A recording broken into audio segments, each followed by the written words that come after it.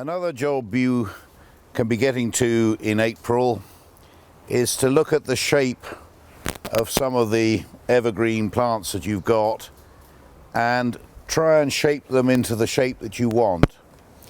So we've got a nice little row of laurel here which are growing away quite nicely and will one day make a 8 or 10 foot high hedge as a windbreak against the sea, which is only one field away from us.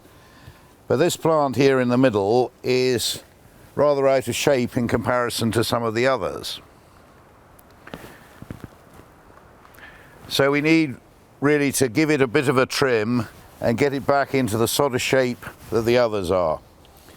This branch here is clearly out of line, and I'm going to remove that right down to the bottom because otherwise it's going to grow out into the pathway.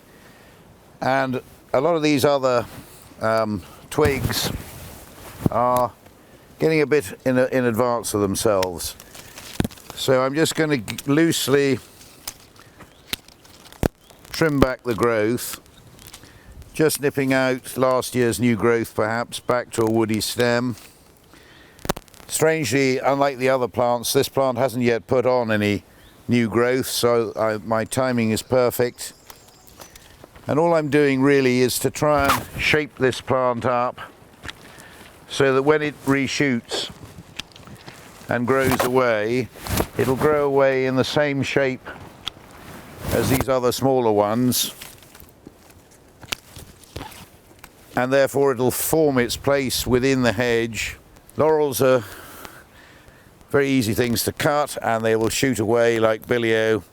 Within 4 to 6 weeks you'll see new shoots coming from the stems which I've cut off, and then we've got this plant back into the sort of shape we want it to create the hedge.